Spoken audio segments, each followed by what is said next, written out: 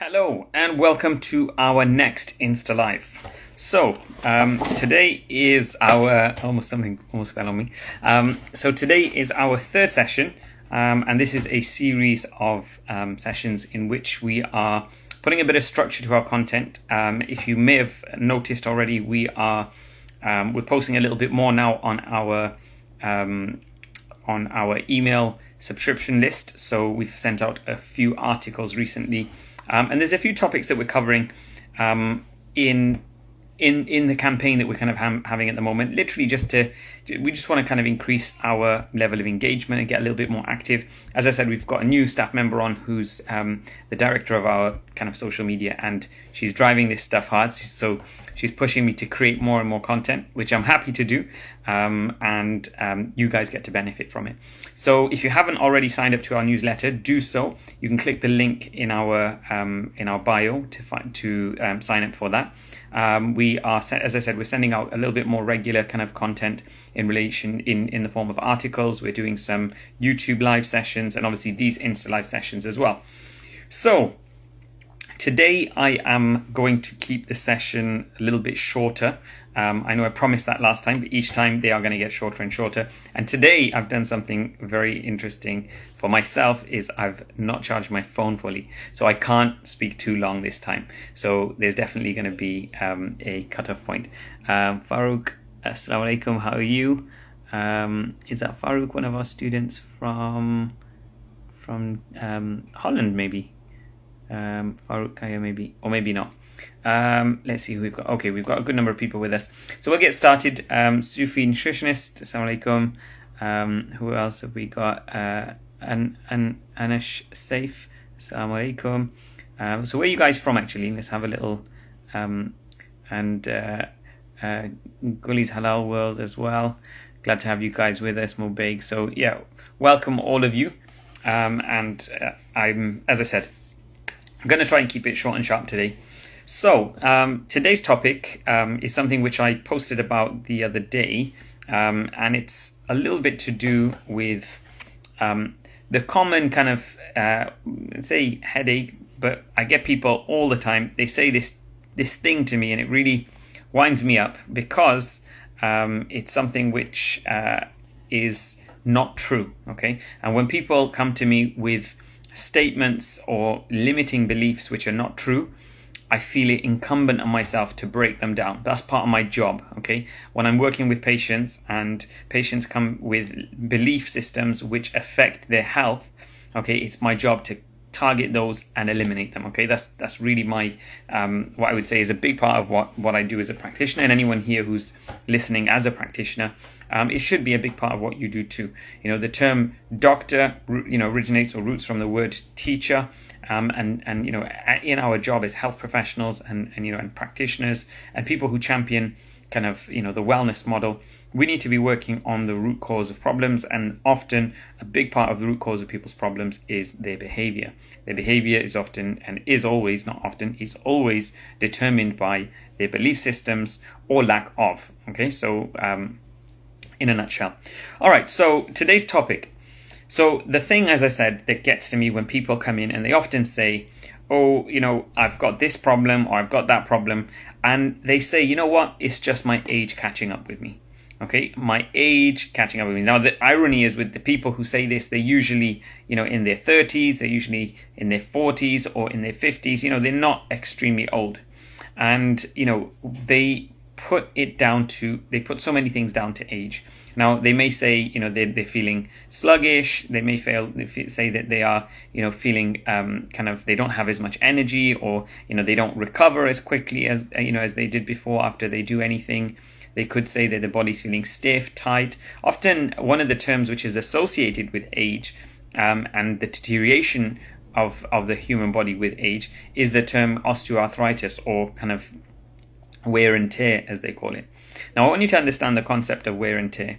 Wear and tear is something which, if you use something, then it gets worn out, right? Now, if you use something in a balanced way and in a proportionate way, it gets worn out. Now, if you're driving a lot of mileage, what do you expect? You expect that your tires will eventually need changing, and that's understandable. And there's a certain degree of wear and tear which you would expect in that context and in that situation. However, what wouldn't be a plausible thing, or wouldn't be a thing to accept as wear and tear, would be if you were driving your car and you were doing a lot of mileage, as we said, or maybe not even as much. And when you checked your tires, or when you went to the garage and the guys looked at your tires, they turned around and they said to you, one of your tires is completely worn out and it's on a thread. Now, obviously, if you had any sense, you would recognize that that is not wear and tear. If you put all of your tires on at the same time, they have the same amount of life in them, then that's not wear and tear. Okay, what is that? What would you class that as? Okay, so a rhetorical. Let's see if you guys. It's not a rhetorical question. You guys can answer. What would you say that was? If one of the tires was worn out, what would you say the issue was? Okay, I'm going to answer that for you. The issue is not wear and tear, because it's not an even wear across the tires, right? Just in the same way, if you had, an issue with, anything in terms of the way something balances, right? And one area gets completely worn out, right? That is not an issue of wear and tear, okay? This is an issue of imbalance, right? If your body's not balanced, then you will find that one area will get worn more, okay? And you can't just say, okay, well, that's wear and tear, deal with it, because what will happen? You will carry on having the same issue perpetuating, and you're never going to address the root cause for the problem. Now, the problem with doctors saying this, and I see this all the time, doctors said I've got wear and tear in my neck, doctors said I've got wear and tear in my back, my shoulders got wear and tear. Why is one shoulder got wear and tear? Okay, again, this is a lot of the times this is to do with imbalances in your mechanics, imbalances in your loading, and imbalances in the way that you move, and these are things that can be corrected. Now, if you don't address those things, and you just say, okay, you know what, it's just wear and tear, you end up accepting the issue as something which is a fact of life. You do nothing about the problem, and this is very, very dangerous, because you then allow that issue to perpetuate, and then there can be knock-on effects to it. Now, this concept, obviously, I'm sure you can understand when it comes to balance in the body, when it comes to your mechanics. But what about some of the other things I mentioned? What about people who say, okay, you know what, I'm feeling tired, my age is catching up with me. Right, so let me give you another example. When you are younger, right, maybe you're going to be involved in more physical activity. Maybe you got more time on your hands, okay, so you spend more time in recreational activity. Maybe you worry more about, your looks. You want to go to the gym, you want to keep fit, you watch your diet, you do all of these different things. Now, as you get older, obviously your priorities in life start changing. When you have responsibilities, if you have children, you have a job, you have, finances, you've got all of these things, what starts to happen is that the priorities start to alternate, or they start to readjust. And now your health and, going to the gym and your physical exercise and, playing social sports and all this stuff now starts to go down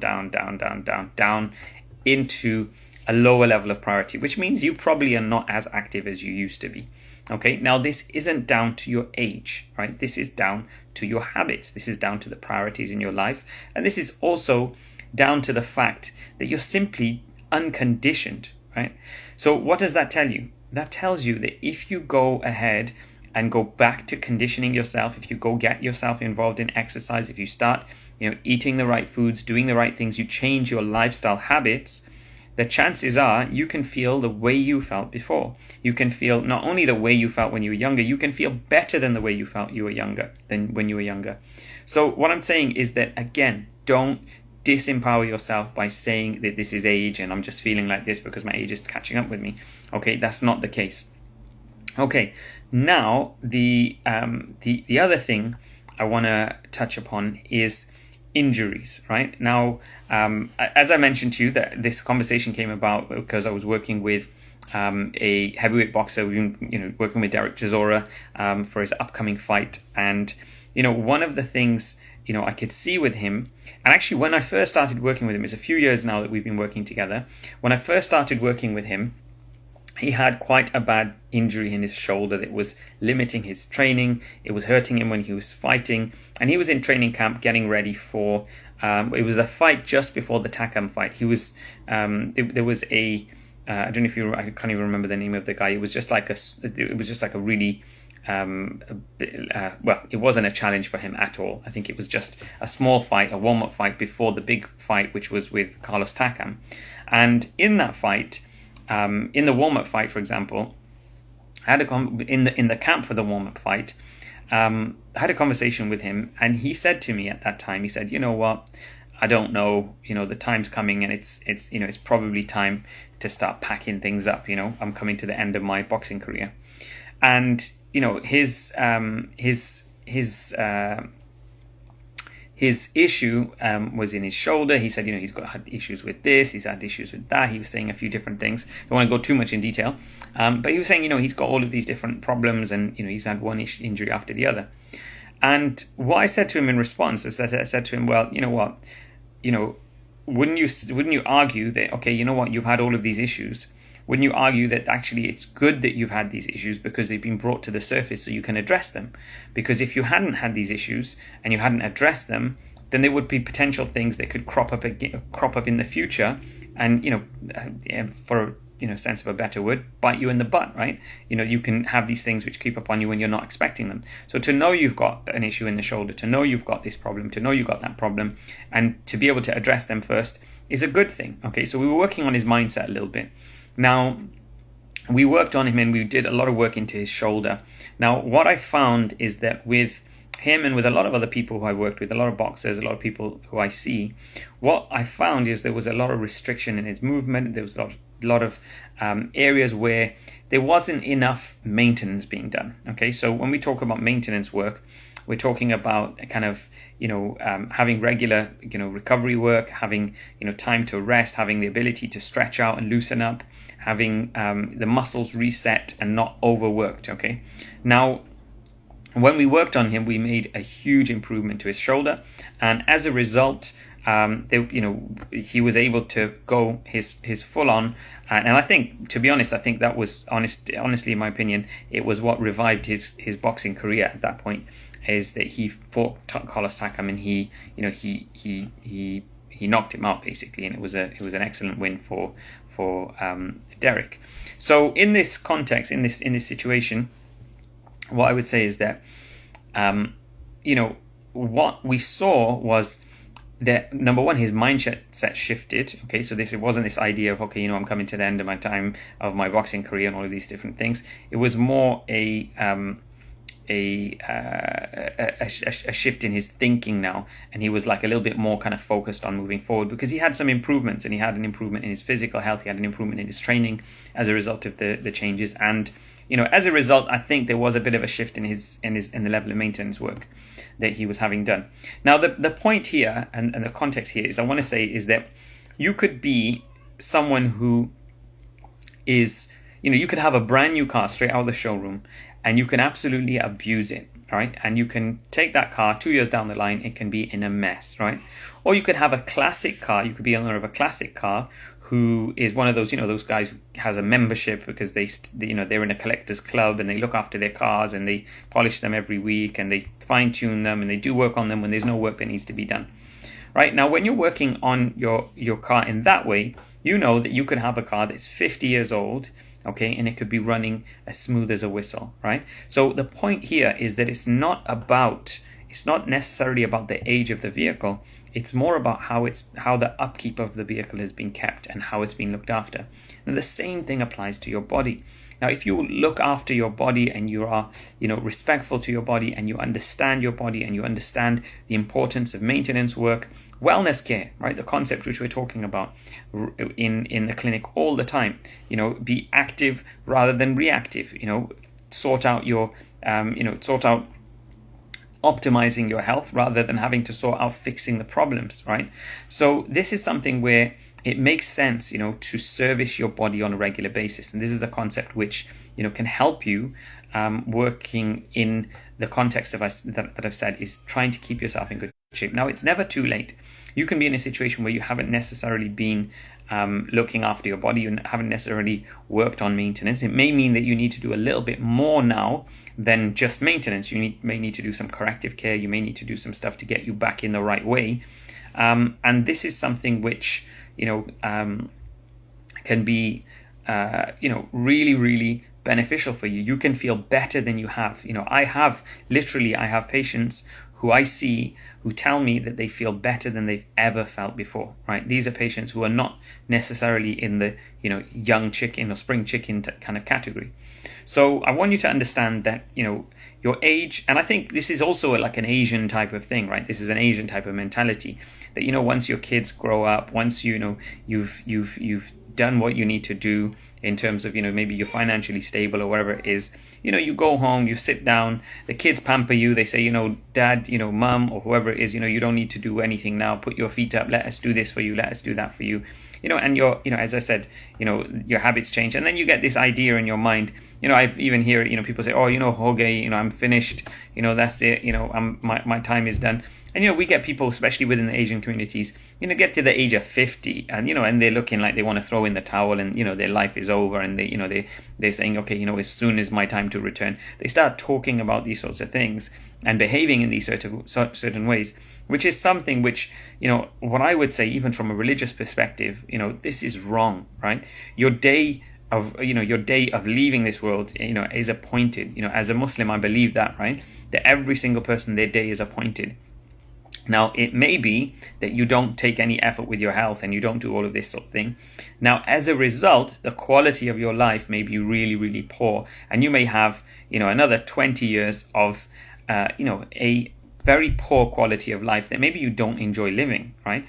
Or you could be someone who, let's say your day of death is appointed, and you work on your health and you keep working on your health. And obviously, when it comes to the concepts of spirituality, we believe that, in the philosophy of these sorts of things, we believe that, everything that you do, is appointed. So if you end up, living a healthier life and living a longer life as a result, those things are, are connected and were written that way, right?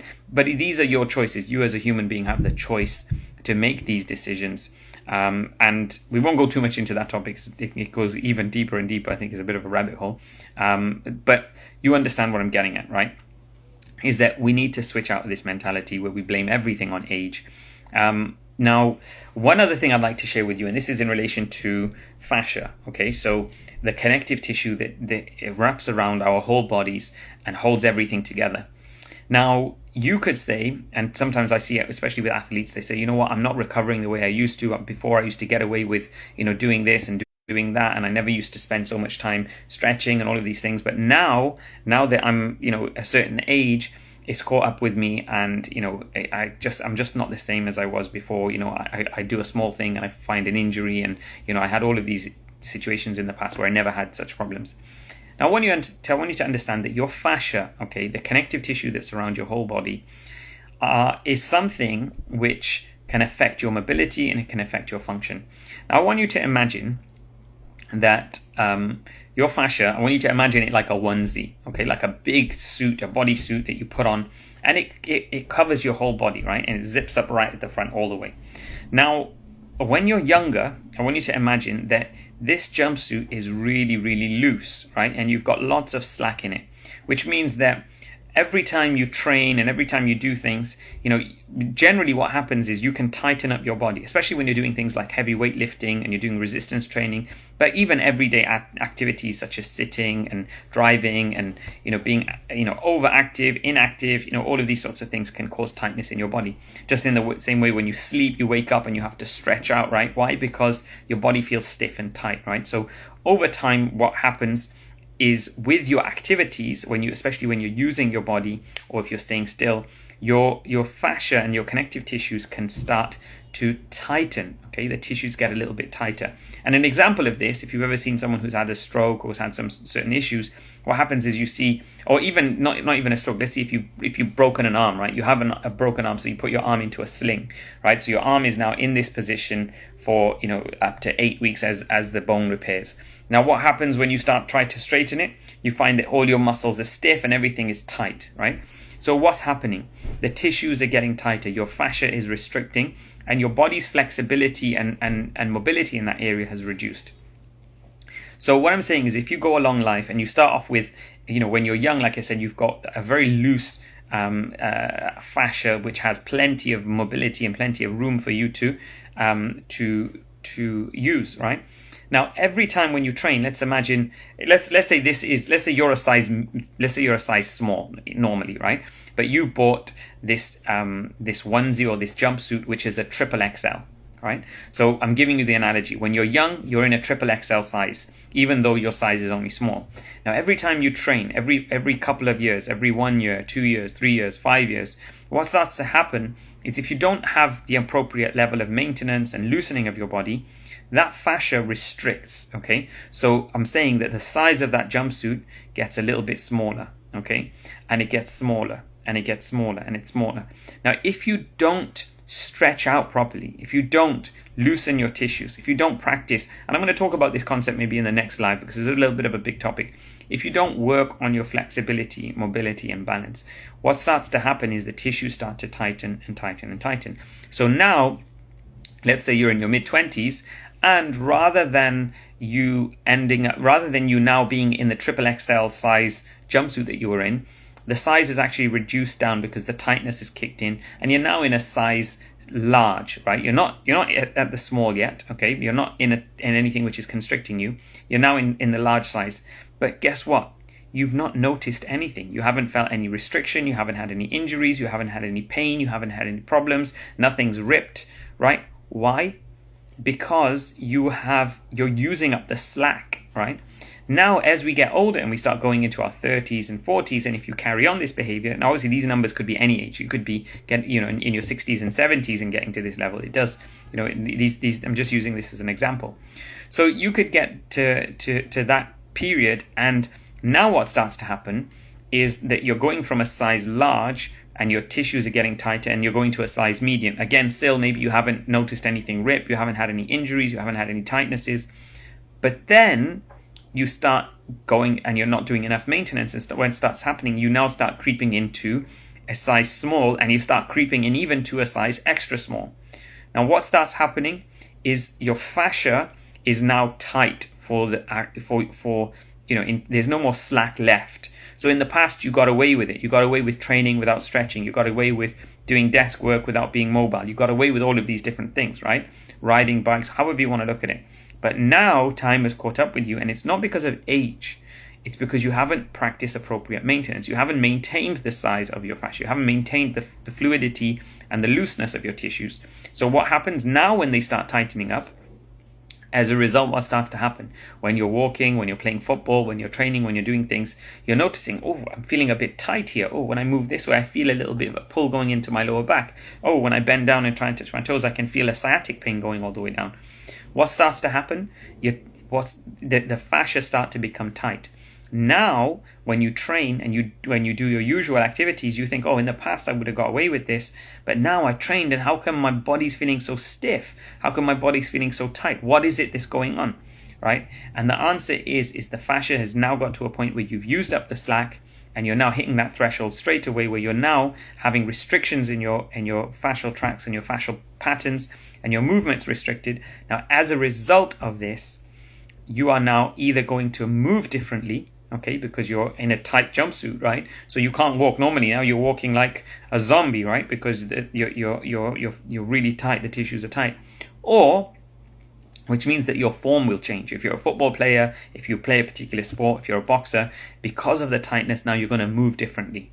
Okay, so instead of moving in the way you were moving, where you throw a punch here, what you're going to do is you're going to move in a way where you move slightly differently because of the tightness. If you're kicking a ball, your body's going to do the principle which we talked about previously. It's going to avoid pain. It's going to avoid feeling discomfort, and it's going to go down a direction which makes you move differently. Now, if you don't move differently, okay, if you do not move differently as a result of the tightness, and you want to carry on pushing through the normal movements that you have, what will happen as a result? You're going to rip that jumpsuit, right? Which means you're going to end up with an injury, okay? Now, this actual concept is something I teach all of my elite performance clients, everyone who I work with who is a footballer, everyone I work with who is a professional athlete. I always teach this concept to them, because this is the individual concept which is going to create longevity. This is the individual concept which is going to prevent injury. And in the world of elite performance and sports, and in these industries, preventing an injury is prolonging your career. Prolonging your career is a huge thing in terms of your professional reach, what you're able to do. Okay, and our client and our patient, Derek Chisora, is an example of exactly that. So he is now, operating at a level where, he is 37 and he's going for it, right? He's got the ambition, he's got the thirst, he's got the drive, and he's training hard and he's working hard, and he knows that he can, he knows that he has the ability to achieve, and that his age is not anything which is holding him back. A switch in the mindset, a big change in his physicality. Now, with that said, I would definitely say that he still needs to do a lot more than he's currently doing. But I just want to give you that kind of little gem, because I think it's such an important thing for everyday people, not just high-level performance athletes. If you understand this concept, you'll invest into your health, you'll invest into the maintenance work, and you'll invest into servicing your body. You service your boiler, you service your car, even service your watch, right? Why is it that you don't service your body? Okay, and this is the concept which the Prophet Muhammad, peace be upon him, sallallahu alaihi wasallam, mentions and practiced when he practiced the concept of cupping, and he practiced the concept of hijama, is that he used to use the therapy, he used to use the technique not just as a form of curative care. He used it in a form of wellness care to try and attain a higher level of afia, a higher level of wellness and well-being, to safeguard against problems and illnesses. So hopefully, this message will reach you, and it will allow you to integrate the concepts which I've talked about, to safeguard your health, to work on, your health rather than just your sickness. And it will maybe encourage you to start stretching a little bit, okay? And following the advice that we give in clinic all the time is get on your mobility work. Now, I'm going to talk about these concepts. I'm going to talk about them in a little bit more depth. And actually, on that note, we're going to write maybe our next topic is going to be around this topic, around this subject in our newsletter. So once again, if you haven't signed up to our newsletter, click the link in our bio, sign up for the newsletter, and literally we're shooting out gems at the moment in terms of the deep concepts. Now, if anyone's ever worked with me, we train practitioners in what we do. We have our elite performance kind of practitioner certification program. So some of the students, and we have some of the students with us as well. Now, some of the students have worked with me, and they work one-to-one with me as part of their clinical training, and they hear me a lot of the time reiterate the same thing over and over and over again. This is something which, what we're putting into these newsletters is literally the majority of what it is that I'm communicating with my patients. So if you really want to benefit from it, have it in a written form as well. So even if you are one of our patients and you've heard me say these concepts before, and you've heard me teach these principles before, then maybe if you want to have it written down and you want to have it in more of a structural format, make sure you sign up to our newsletter to get hold of those. So that's pretty much all I wanted to cover today. Thank you for joining us in this live. And I had quite a few questions, quite a few kind of comments, which are a little bit off topic. Yet diaphragmatic breathing, extremely important. We can dedicate a whole section to that. We've got Tox Aid Worker. If you don't follow him, check him out. Tox Aid Worker. He's doing some excellent work in Syria, and I hope to do a live with him soon. Assalamu alaikum, brother. Hope you keep him well. Who else we've got? We've got Merlin Massage, welcome. Sophia Taylor, Joe, Vegan Parker. We've got one of our students, Malika. Samina, you're guilty of stretching. We all are, but we all just need to acknowledge it. And Naimat Zaman, assalamu alaikum, brother. Not sure where you're messaging from. Is this live going to be saved? Yes, it is, and you can also save it as well by clicking the link to save it if you want to check it out later. So yeah, welcome everyone who's joined, and if you're just catching the tail end of this, then it will be posted up, so you should be able to get the replay. Just to summarize again or recap, if you're not already following our YouTube channel, then go across and click the link to check out our YouTube channel. We're going to be having some live sessions there as well, with some live workouts with one of our practitioners, Vance, who is a high-level athlete. We're also going to be having our newsletter out on a regular basis. Again, make sure you check that out. And if there's anyone who you think could do with some of this advice, or even if you just think that, you know what, some of this stuff was beneficial to you, share the love, tag someone in the comments below, so they can maybe have a little listen to this, and see if there's something that they can start implementing too. I will end it there. I wish you all the best, and I hope you have a blessed evening. And I'll hopefully join you for the next live. Sign up to our newsletter, then we'll announce. I know today's live, we didn't put in the story that we were doing the live. I don't think we did. Maybe we did. Maybe we didn't. But if you want to get a notification as to when the lives are, so you can jump in. I want to do some live sessions with a few different people. So if you're interested in joining for a live to discuss various topics, then DM us. I know we've had quite a few requests to join live in terms of the actual session today. However, I'm a little bit shy just to let anyone on, because I honestly don't know who I'm letting on, and I don't know what we're going to talk about. So it'd be good if we can kind of plan that ahead and we say, okay, you know what? It would be great to talk about this topic, and we would like to invite you. Obviously, I want to try and stick to subjects which are in line with what we're doing, rather than just jumping off onto another tangent. So please do DM if you want to get involved in that. Something I'm thinking of doing as well, maybe you can share your thoughts, but I'm thinking of doing live consultations, right? So a live health assessment. So if someone is, if any of you are, regardless of where you are in the world, if you want to have a live health consultation with me, then, and you're willing to share it live with everyone else, obviously it will be a public thing on our Instagram live, which we potentially will then share again later.